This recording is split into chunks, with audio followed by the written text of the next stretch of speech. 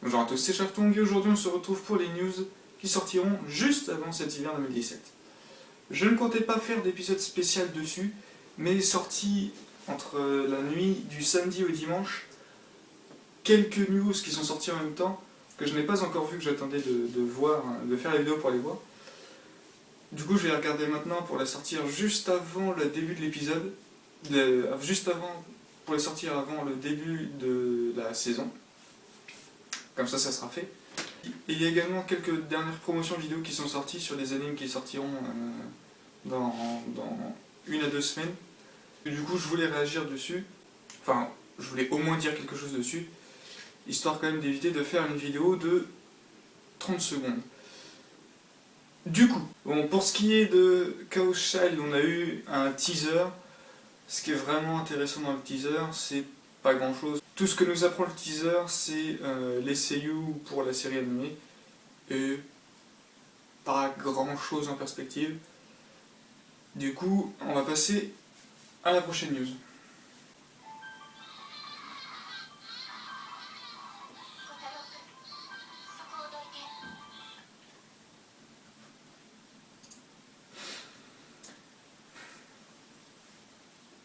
J'ai pas vu la fin de Rewrite. Du coup, j'ai envie de m'arrêter là.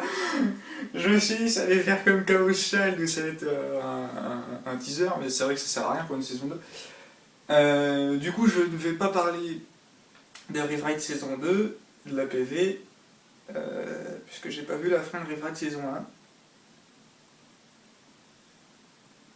Désolé. C'est bien, c'est que je me suis pas trop fait spoil, quoi. Ah, Shingeki no Bahamut. Saison 2, Virgin Soul. Quel plaisir, surtout qu'elle sortira donc 7 avril 2017, ce printemps 2017, et que contrairement à la première saison, il n'y aura pas 12, mais bien 24 épisodes d'annoncés, et ça fait plaisir, parce que putain, parce que qu'est-ce que c'était bien la saison 1. Oui, bah je me mets comme je veux. Pour changer, ce sera Wakanim qui s'en occupera, et Daibex. Ça fait longtemps que j'avais entendu parler de Daibex, et je trouve ça dommage que Daibex se lie avec Wakanim pour licencier des animés. Je trouve ça un peu dommage. Je préférais quand c'était Daibex tout seul, mais bon. On n'a pas le choix. Sinon pour le staff, on a plus ou moins la même chose, sauf pour le directeur artistique. J'ai l'impression que c'est son petit frère. C'est le petit frère de celui qui s'occupait de la saison 1.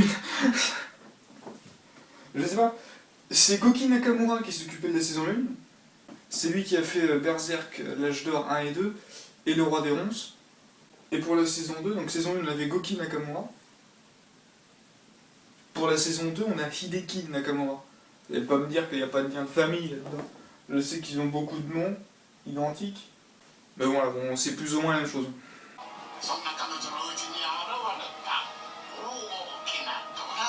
Ça c'est bon ça.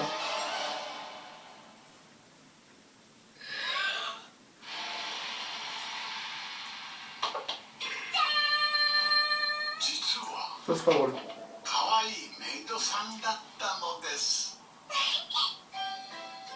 C'est censé être une fille orgueilleuse ça. Donc quand j'avais vu ça, je me suis dit, ah, en fait c'est peut-être pas aussi ressemblant à Sekai no Wari no encore. Vous vous souvenez, dans la présentation de l'hiver 2017, j'avais dit que ça serait une sorte de Sekai no Wari no encore en version moe. Donc quand j'avais vu ça jusqu'à là, je me suis dit, bon bah j'avais un peu tort, mais finalement... Voilà, ils ont mis ça à la fin, et du coup, bah, ça a renforcé ce que je disais, c'est totalement une version moe de Sekai no Wari no encore. Les personnages sont différents, mais on retrouve la même chose. Dans Sekai no Wari no encore, on a donc la réincarnation du héros. Bon, il n'y est pas, mais on va considérer que c'est notre personnage principal là-dedans. On a le dragon réincarné. Bon, bah c'est le personnage principal, c'est le deuxième personnage principal. On a un archange. Dans Sekai no Wari no encore, là, On peut dire qu'on a plus ou moins la même chose, hein, parce que je suppose que ça, c'est une aquamantienne, et que ça, c'est un ogre. Bon, je dis pas que l'aquamantienne plus un ogre, ça fait un archange, hein, mais vous voyez l'idée, quoi. Et on a également dans Sekai no Wine encore la réincarnation du roi des enfers. Ça j'ai toujours pas compris pourquoi. On a la réincarnation du roi des enfers. Et là vous m'excuserez, mais si ça c'est pas une succube, je sais pas ce que c'est. Du coup résultat final, ça a l'air beaucoup plus drôle que ce que je pensais. Donc oui bon, pourquoi pas. Mais à mon avis il va pas falloir chercher trop loin. Ensuite on a Uchoten Kazoku, la saison 2 annoncée au Japon. Elle est annoncée pour avril 2017. Très bien. Ces dessins me disent quelque chose. C'était sorti en juillet 2013, la première saison. CPA, ok. Ah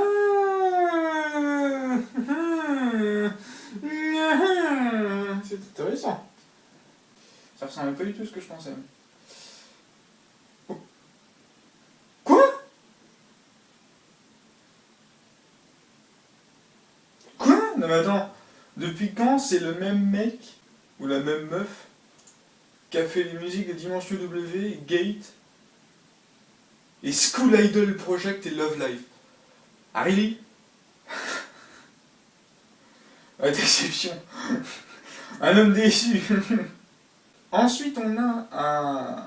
Oui, c'est vrai. On a la datation de l'anime Katsugeki Tokenran.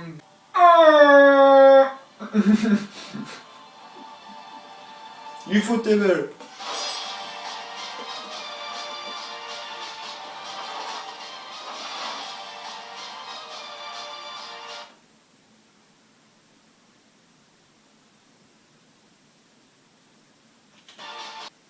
Ah, je pensais que ça allait avoir un rapport avec Token Rambo,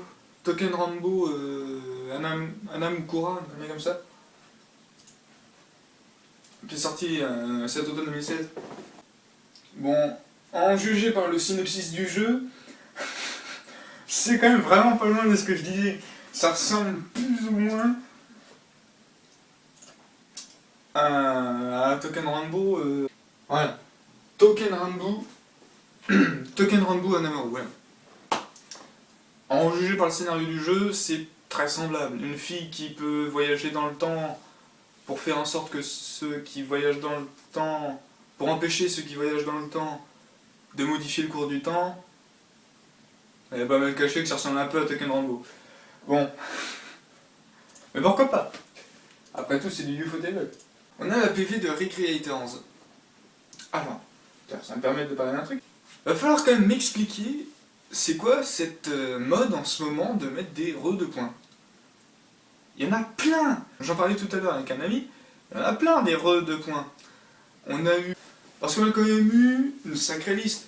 Je vais vous les dire vite fait. On a eu des trucs genre Re-Cyborg, Re-Birth. Je dis Re, mais ça se trouve ça se dit Ri. Hein. Donc Re-Cyborg, Re-Birth, du coup Creators, Re-Mao Shoujo, Re-Marina. On a Re-Monster aussi. On a Re-Member.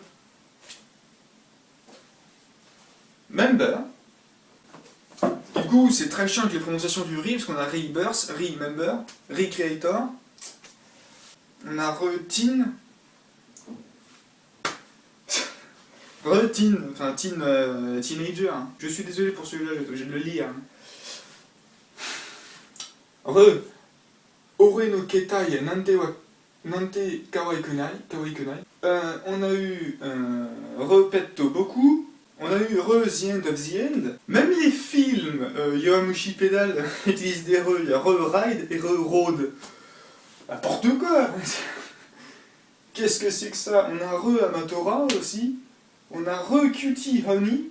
Je ne sais plus quoi faire. Et évidemment, on a eu Zero Kara Hajimeru Sekai Seiketsu. Isekai Seiketsu. Kara Hajimeru Isekai Seiketsu. A Different World from Zero, qui d'ailleurs, petit spoiler, fera peut-être l'objet d'une vidéo plus ou moins rapidement. J'avais pas vu!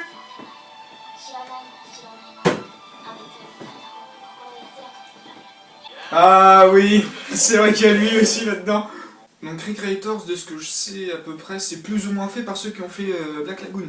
Du coup, Recreators, le synopsis plus ou moins, c'est les personnages qui ont été créés par des romanciers principalement, prennent vie et prennent conscience de ce qu'ils sont. C'est-à-dire que s'ils sont créés avec des pouvoirs, ils ont conscience qu'ils ont des pouvoirs et du coup ils se posent une question, comment utiliser leurs pouvoirs pour faire le bien, pour faire le mal. Et ça y est, je me rappelle de ce que je voulais faire, parce que évidemment là-dedans on a quand même des seiyuu pas trop dégueulasses, surtout un qui m'a marqué depuis Roka no Yusha. Parce que dans Roka no Yusha j'étais persuadé. Au début je pensais que, vous voyez l'assassin version chat, bizarre là, je croyais au début que c'était Yoshitsugu Matsuoka qui le doublait. Qui lui est un peu plus connu pour avoir fait Sogo. Okita Sogo dans Gintama. Mais du coup oui, ça a l'air très intéressant, je suis plus ou moins pressé de le voir. Ensuite, le teaser de Danmachi Gaiden, Sword Oratoria. Personnage le moins intéressant du game, hein, quand même. Vous pouvez voir sur son visage. Elle a vu comme c'est un personnage intéressant. Sortira en avril.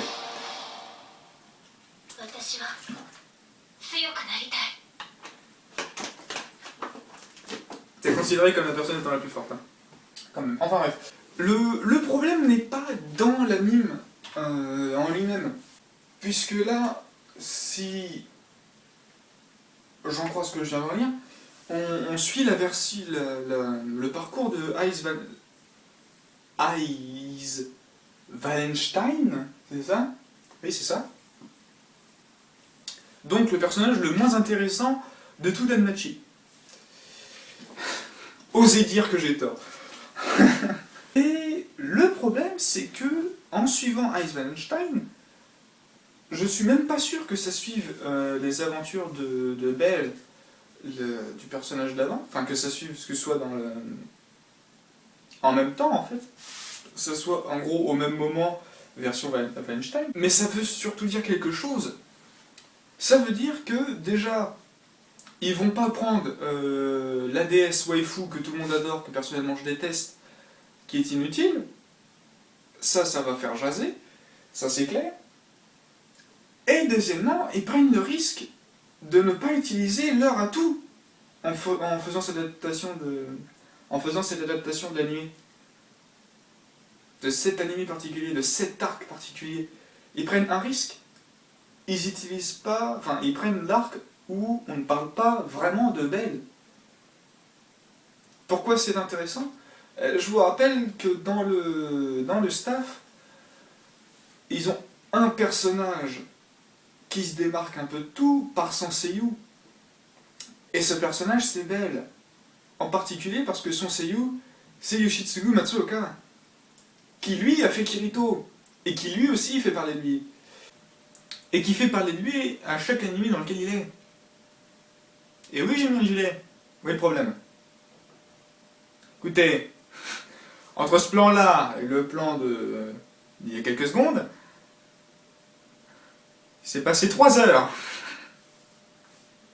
Excusez-moi d'avoir un peu froid. À minuit. Merde. Du coup, je sais absolument plus du tout où j'en étais. Donc, je vais résumer, je pense que j'avais tout dit. C'est dommage. Je trouve ça vraiment dommage. Après, pourquoi pas? Il y aura probablement d'autres atouts qui réussiront à donner envie à tout le monde de le regarder. J'en doute pas, surtout que c'est quand même assez bien animé. Les dessins sont pas dégueulasses, même si Eyes est toujours aussi inutilement inutile. Mais bon. C'est toujours les mêmes studios. C'est toujours les mêmes studios, ok. Donc j'ai passé les Shikoku no Fafner. Je trouve pas cet anime terrible. Surtout que c'est une sorte de Code Geass-like. Sauf que même si je déteste Code Geass, je considère quand même que c'est mieux que Shikoku no Fafner. Du coup, on passe à Schoolgirl Strikers, qui est l'anime qui parle du groupe de filles qui combattent des aliens. Donc j'ai rien d'autre à rajouter. La PV a juste montré qui seraient les seiyuu. Et ça par contre, je ne le savais pas. L'un des seiyuu d'une des filles est Kana Anazawa. Une personne qui fera, à n'en pas douter, partie entière des épisodes où je parlerai des seiyuu. Il y aura Kana, il y aura également Miyuki Sawashiro, vous pouvez pas le voir mais là c'est écrit. Et les autres ne me disent pas grand chose. Ah, il y a la seiyuu de Aladdin dans Maggie. Et vous m'excuserez, mais ce personnage-là, c'est exactement le même que celui-ci. C'est pas les mêmes. Cet animé est une vraie tuerie, en tout cas pour ce qui est de la saison 2. Alors que celui-là, on sait pas. On sait pas. Mais bon, on se doute un peu. Bref, passons à ce qui m'a le plus dérangé. On a eu la PV de Fuka. Vous savez, l'anime sur le mec qui fait une dépression et qui reste cloîtré sur Twitter. Je pensais que ça allait être un anime très dramatique, qui tourne vraiment autour de la dépression et un peu de la musique, parce que j'avais vu que c'était autour de la musique.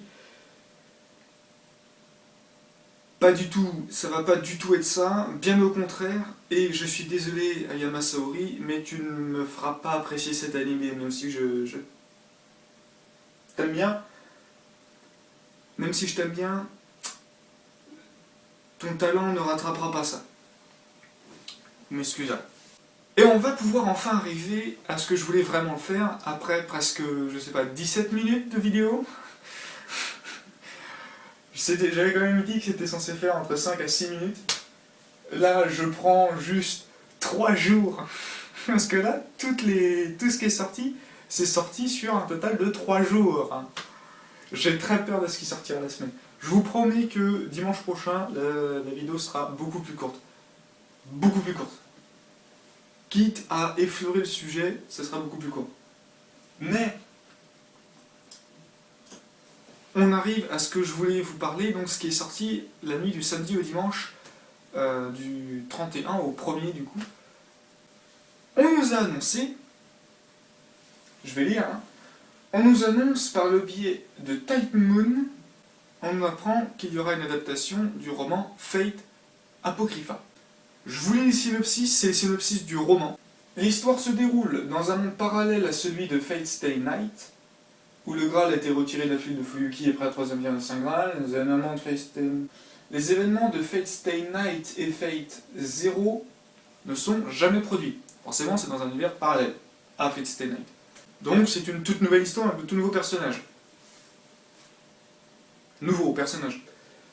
Parce qu'il y aura toujours Saber, assassin, Lancer Archer, Sorcerer, je sais même pas si c'est Sorcerer, qu'est-ce qu'il y a, Rider, et le dernier, Archer, Saber, Assassin, Berserker, je suis bête. La puissante famille roumaine Igdmilina a volé le Graal et déclare leur indépendance à l'Association des Mages, qui contrôle le Saint Graal jusqu'à présent. La faction noire, dont les membres font partie de Yggdramelia... Non mais, c'est quoi ça? Il y a une famille roumaine qui s'appelle Yggdramelia, et la faction noire, dont les membres font partie de Yggdramelia, et la faction rouge, membre obéissant à l'association des mages. Ainsi, chacune invoque 7 servants, et le Graal lui-même invoque un... Quoi? Ainsi, chacune invoque 7 servants. Chacune 7 servants. Et le Graal lui-même invoque un servant de classe spéciale, rouleur, en tant que médiateur de la nouvelle guerre sainte.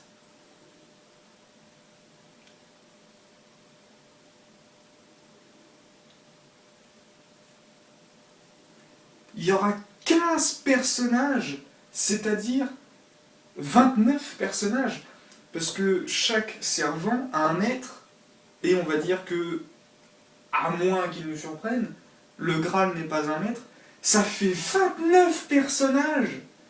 Mais jamais, jamais vous y arriverez. Déjà, vous n'y arrivez pas avec 7. On voyait très rarement les maîtres d'assassins. On les voyait pour ainsi dire jamais. J'ai très peur. Et il y a une PV en plus. Pardon, c'est un teaser. Bon, déjà, c'est toujours chez A1.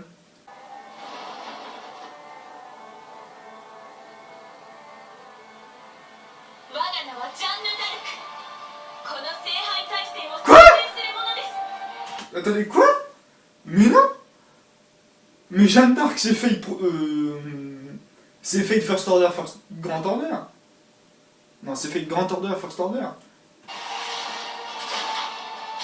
Mais ça, c'est Rider Jeanne.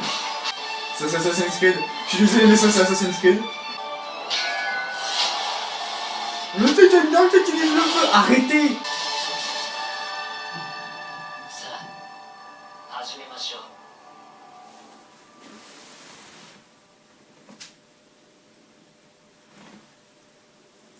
Ah, j'ai envie de tout casser. Bon, ce que ça nous apprend.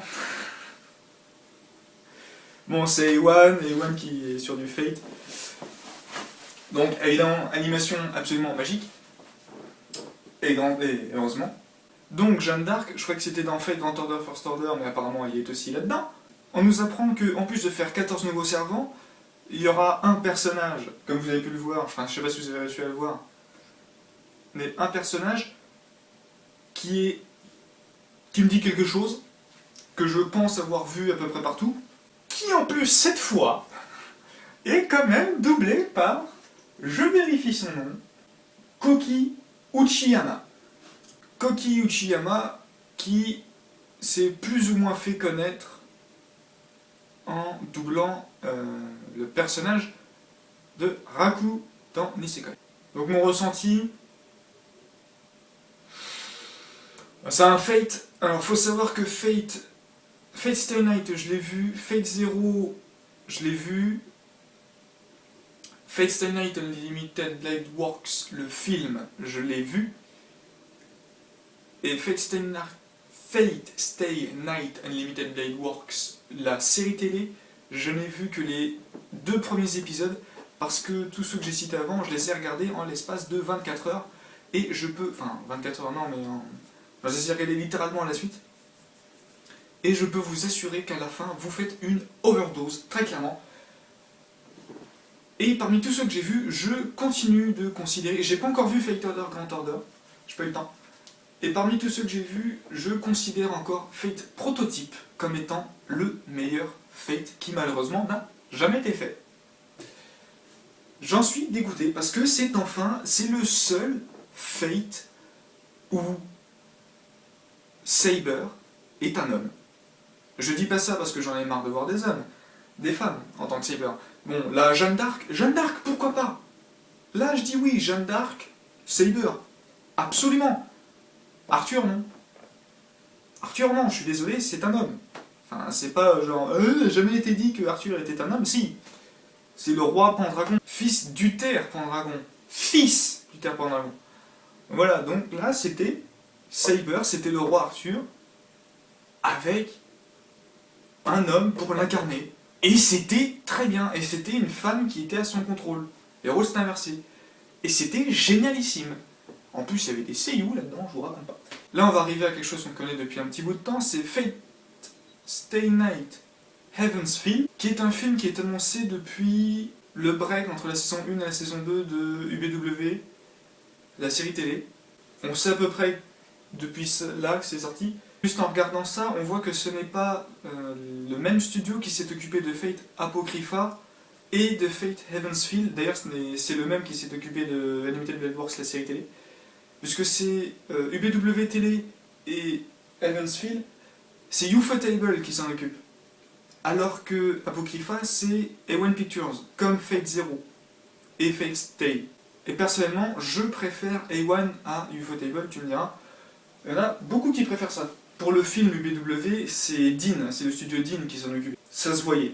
Ça se voyait clairement que dans l'animation, c'est pas la même. Je sais, Ufotable, dans UBW, de ce que j'ai vu des trailers, des AMV que je me suis fait spoil du coup à cause de ça, l'anime est très bonne, mais je préfère A1 à Ufotable. Ah oui, et ensuite en passant, pour ceux qui ont vu UBW, je vous rappelle que vous avez... UBW, le film, je vous rappelle que vous avez vu la mort la plus stylée de toutes les morts qui existent dans les animes.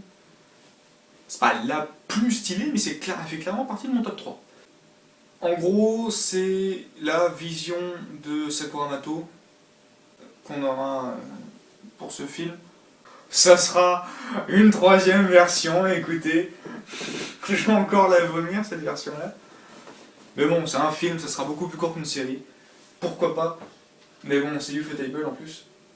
Alors je sais, en plus j'ai dit que c'était Ufotable pour Token Ranbu, que c'est génial, mais bon là, Ufotable sur les... Ufotable sur les Fate, je sais pas, ça marche moins sur moi. En plus j'ai du mal avec les dessins. J'ai franchement du mal avec les dessins de Fate. Je sais pas pourquoi. Et enfin, on va enfin pouvoir terminer avec une autre adaptation de Fate. C'est pour ça, je comprends pas pourquoi, cette nuit du Nouvel An, ils nous ont sorti ça. C'est grâce au site officiel que nous découvrons l'annonce vidéo de l'anime Fate Extra Last... fait flipper celui-là. Fate Extra Last encore. C'est ça. Pour Fate Extra, donc, l'Académie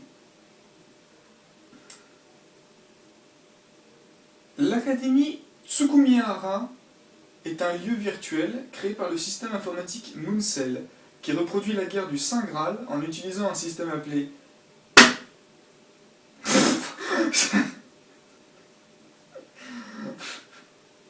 Calme-toi. En utilisant un système appelé...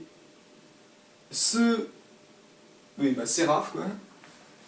Un système appelé Seraph, mais il y a un point après le E, après le A et après le H, qui gère l'invocation de servants. Les 128 élèves participant à la guerre doivent s'affronter au cours de duels grâce à leurs survivants, héros combattants, dans un endroit appelé l'arène jusqu'à ce qu'il ne reste qu'un seul vainqueur. Le obtiendra le Saint Graal, dont le pouvoir pourra réaliser son souhait. Cette adaptation sortira en janvier 2018, donc dans pile un an. Évidemment. Et je vais donc regarder la PV.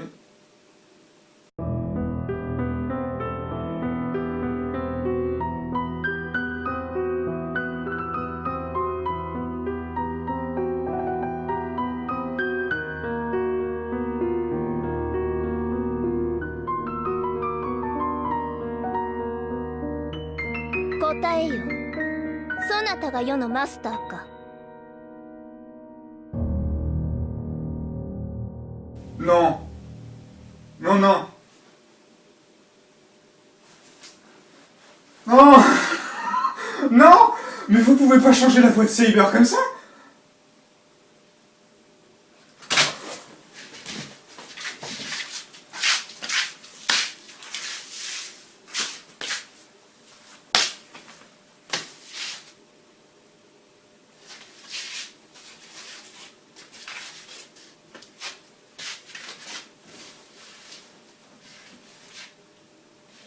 Excusez-moi, là en fait je cherche le respect.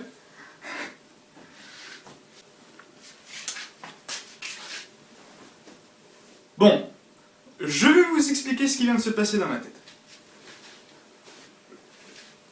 Je viens de voir voir Fate Extra. Je vais probablement laisser les 30 secondes, parce que ça ne dure que 30 secondes.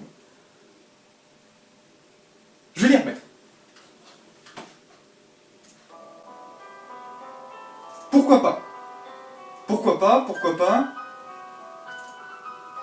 Pourquoi pas? Pourquoi pas? Là j'aurais dû biter. Pourquoi pas? Là j'aurais dû biter. Pourquoi pas?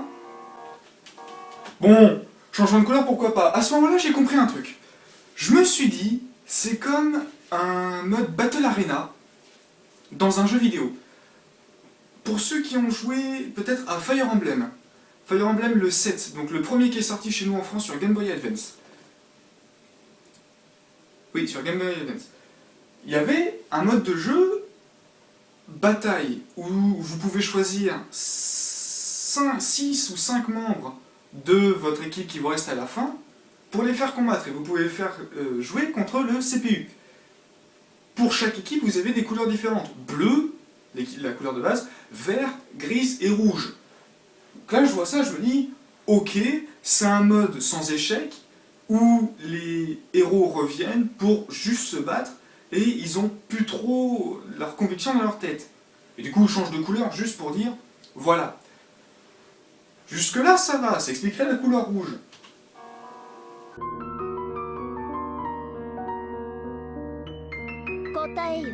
Là, on se dit, c'est peut-être le squelette qui parle. Enfin, la personne qui est en face de Saber qui parle. Mais si vous écoutez ce qu'elle vous dit,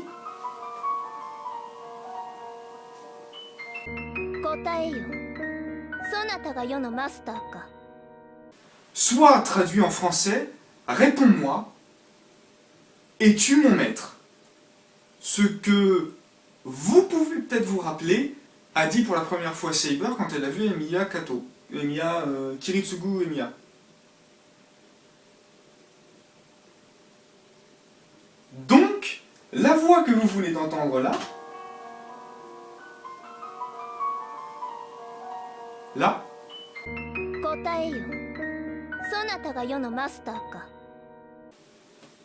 c'est la voix de Saber.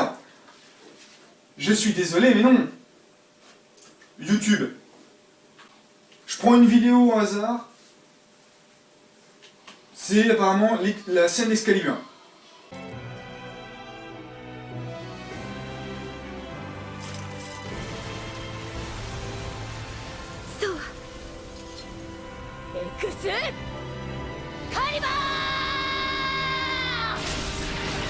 Voilà. Vous allez pas me faire gober que ça, c'est la même voix que ça. Je suis désolé. Et vous pouvez pas le voir, mais j'ai lu le staff qui s'occupe de Fate Extra. Ce sera donc le réalisateur... Putain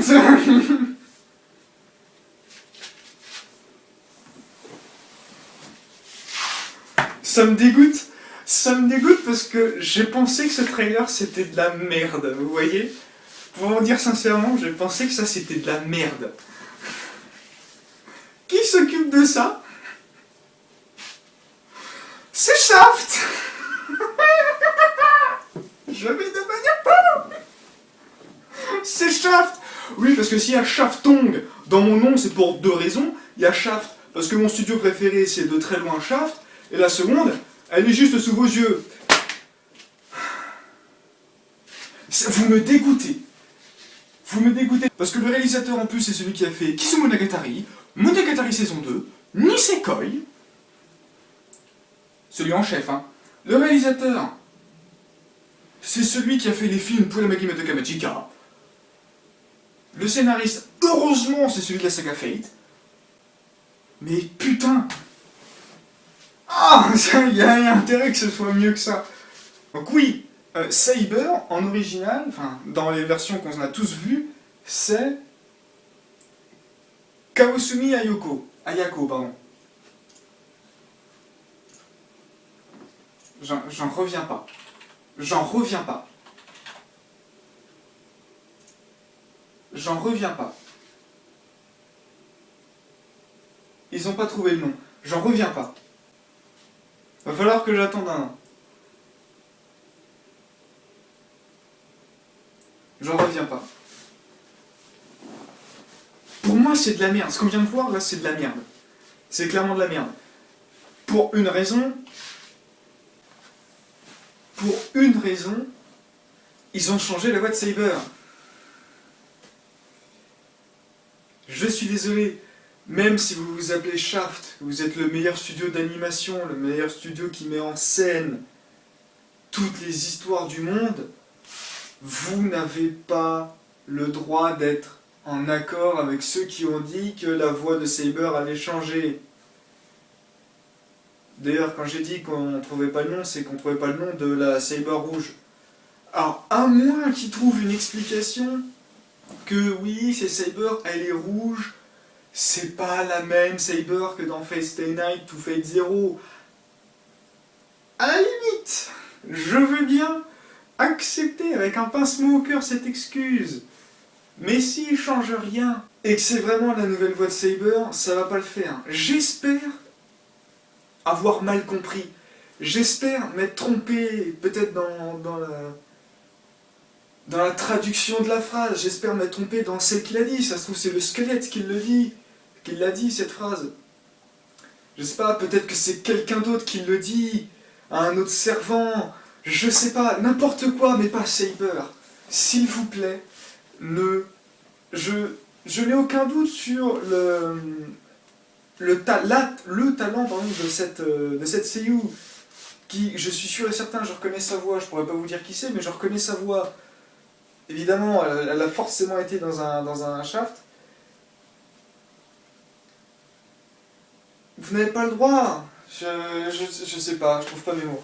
Je suis dégoûté et j'espère avoir tort. Bon, du coup, on va enfin terminer avec ces news. Comme promis, les prochaines news dimanche prochain seront plus courtes. Je ferai en sorte qu'elles soient vraiment plus courtes parce que là, c'est pas possible. J'ai quand même presque 1h30 de rush pour quoi, 10 vidéos max, même pas. Sachant que les vidéos font même pas 3 minutes maximum. C'est pas possible. C'est pas possible. Donc je vais changer ça pour la semaine prochaine. Et donc je vais commencer l'écriture de ce que j'avais parlé avant, donc de ReZero. Ça devrait arriver quand j'aurai envie de revoir ReZero. Donc c'est pas tout de suite que j'ai envie de revoir ReZero. Enfin bon. Je suis dégoûté. À la prochaine.